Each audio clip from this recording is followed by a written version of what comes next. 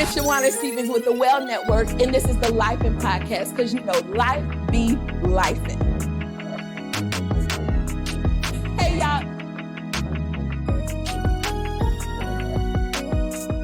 Hey y'all, it's Shawana Stevens with the Lifin Podcast. Hey y'all.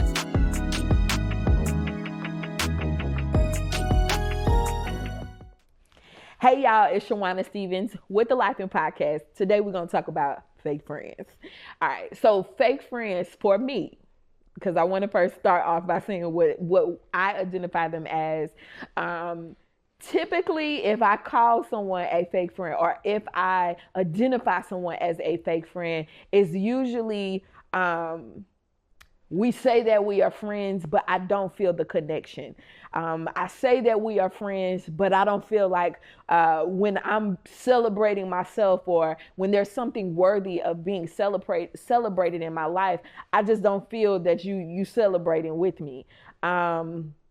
Slightly jealous, you know, we know what jealousy looks like. A lot of times it's you know, just not celebrating or not feeling as though the person is with you, not feeling as though the person is in your corner, not feeling that the person is really a good vibe, you know, person that always seems to have a problem with you or saying negative things about you, slick things that's ever so slightly slick, that could be little jabs, little, like, you know, they're trying to comfort you. We know what fake friends look like. And so I actually want to address this topic in two ways. First of all, I want to talk about the fact that I was actually sitting down just kind of thinking about the term.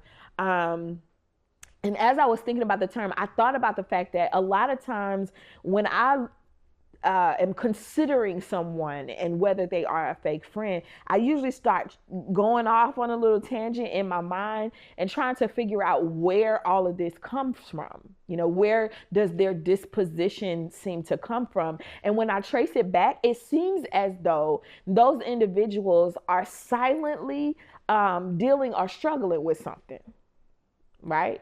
My desire is always to get to the why. And so when I think about it, even if you're talking about someone that's silently jealous of you, it's because they want something that possibly you have, or they envy something that you possess, or, you know, a way that you are, or something like that. I remember going to a church and I was like, why is it that, you know, this person, it just doesn't seem like they're happy for me. Like when happy moments come, why doesn't it seem like they're happy for me? And later on, someone made a statement to me, and they said, it probably isn't you. It's probably something that they see in you that they don't like in themselves. Or it may be something that, you know, they're struggling with and they see it, you know, just coming out in you. And when I started thinking about that, I was like, dang, you know, that I never even thought about it like that. Sometimes people don't like you silently, but it's because of something that they just are dealing with in themselves, and you remind them of the thing. And so again, this is something that they are silently dealing with, silently struggling with, and they may not even have the tools to address those things. And so I want to say this, you know, even when we're talking about somebody that's jealous of you, because I think a lot of times when we talk about fake friends, we're always associating it with someone being jealous of you or envious of you. Even when you think about that, think about it from the standpoint of it is something that they're looking for, something that they desire. For me, I will say this. I remember growing up, my friends, I always had friends who had moms. And so, you know, when I'm around them and their moms, it was hurtful or painful for me because I didn't have mine. And so it would be little moments where I couldn't really celebrate. Not because I didn't want to, but because it was something that was preventing me from, you know, just feeling comfortable in that space. It wasn't that I was, you know, necessarily jealous of my friend. It's just I couldn't really celebrate in that moment. And so eventually, I guess it could be looked at as being silently jealous, because it was something that I wanted and I longed for that I couldn't necessarily have. And so I want us to start thinking about the fact that, yes, if you say that you are a Christian and if you say that you love God, you do have to have a passion or compassion for individuals who are silently struggling, even if it is jealousy. You know what I mean? And so when we're thinking about that and when we consider it, sometimes we can have grace. But I also want to pivot this to the person that is dealing or on the other end of a fake friend. We don't necessarily ignore the fact that it's there. We don't necessarily ignore the fact that they are a fake friend.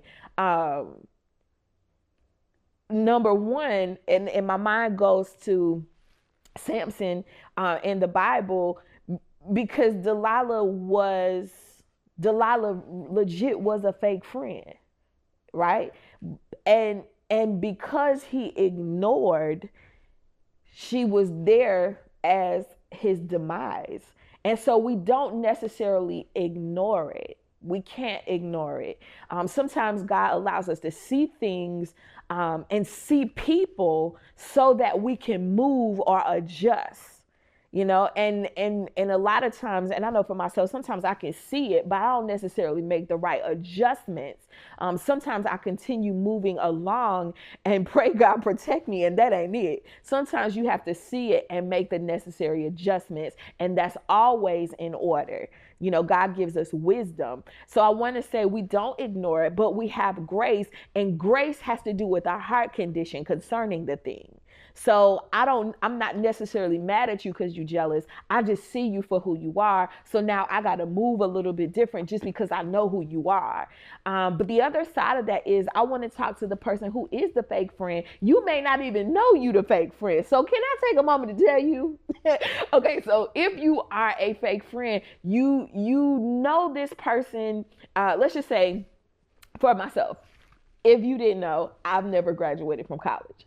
However, I do have a friend that I kind of want to shout out, but I know she would kill me if I say her name. But she is in the process of actually graduating with her doctorate. So she called me yesterday and was like, "Oh my God, I'm at the end." Now, if I were a jealous friend or if I were a fake friend, my reaction would be, "Oh, okay, yeah, that's nice." No, but if you are my friend, if you are truly my friend, you should share in my feelings. That's what friendship is about. That's what companionship is about. It's about sharing in the feelings, or sharing in what I go through, or what our lives are merged together when we really are friends and companions. And so if she calls me with that news, I would feel like it's me. Right? And so anytime that's not the case, we have to check ourselves, and usually we'll find, it's something going on with our heart conditions and our heart posture that makes us not share in what that other person feels. So that's that. And then we also have just not saying little things that could possibly be hurtful. There was a situation when I was really, really small. Now I know I'm not really, really small now, but growing up I was really, really small. And it was this girl that we were friends, but she always would make these little jokes about how small I was. That was kind of hurtful for me, but I know my friend could tell that my tone and my attitude changed when she would make these jokes, but she continually would do it. And I eventually realized that was a fake friend. And when we find ourselves saying little things, and it could be hurtful, or we see that the person adjusts in their attitude and tone, then we have to realize that, that isn't best. And I want us to know that we can't keep doing it. And if we do, we might be the fake friend. If we continue to do it, we might be the fake friend. So that's how we know that we are, right? If we can't celebrate with the person, if we can't stop doing what it is that hurts the person, or we continually do it knowing that it is an issue, then we might just be the fake friend, right? Now, this doesn't apply to every situation, but it is just a couple little things that I have noticed a long time. The other thing I want to say is if we are that person, we have to actually address the internal stuff. If we are the fake friend, and we don't have to be bad to be the fake friend, it could just mean that we haven't addressed some internal things. I want to say we must address those things. Even if we feel like we don't have the tools, we do need to consult someone wiser than us to figure out how to address it, but always go back to the origin of it. Why do I feel this way? What is causing me to do these things? Why am I laughing at this person and this person just hurt themselves, right? This person has had misfortune. Why did I smile a little bit? You know what I mean? Or why do I feel this way? We got to trace it back. Other thing is, I want us to know that if we continue to move in a space that is dangerous, meaning being around those people who are fake or who are not 100% with us, we run the risk of experiencing a great detriment to not just who we are, but our future as well.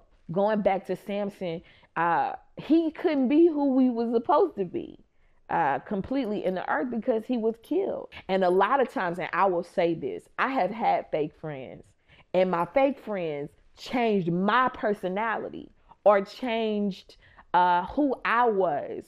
And that's not cool, you know? And when we find ourselves in spaces where we can't be the real us, that should always be a deal breaker. You know, even when we're around this person and it makes us change who we are and we go into protection mode, like we shut down, we can't laugh freely and all that kind of stuff like that, man, that's a clear sign that we need to get out of the way. And it's too many of us trying to dim down our light because we're trying to be comfortable in someone else's space. And in this season in my life, that's a no for me. So if I find myself, it's a lot of people I got to say, oh no, I can't come. I am no longer interested in being in spaces where I'm not comfortable because I deserve to be comfortable, especially when I can help it. It's one thing if we're saying I can't be comfortable because God is doing something and God has me in a space to get more out of me and I'm uncomfortable. That's one thing. But if you ain't God and you got me uncomfortable, nah. I just can't do it. And so I want to encourage us today to be mindful of our environments and be mindful of the fake friends in our lives. But then I also want to speak to those of you who run the risk of being disingenuine or fake to people. Find out your why. But when we say that we are in the kingdom, we cannot be okay with the spirit of jealousy. We cannot be okay with that. And the moment that we feel it, I heard someone say, I'm godly jealous. There is no such thing. The Bible does not talk about godly jealous. The Bible talks about envy and jealousy. And he says that it is a thing. Those are things that keep us from heaven. Those are things that he is not pleased with. So we got to get rid of it and we got to deal with it in a productive way so that it does not kill the spirits of the people of God. Stay up.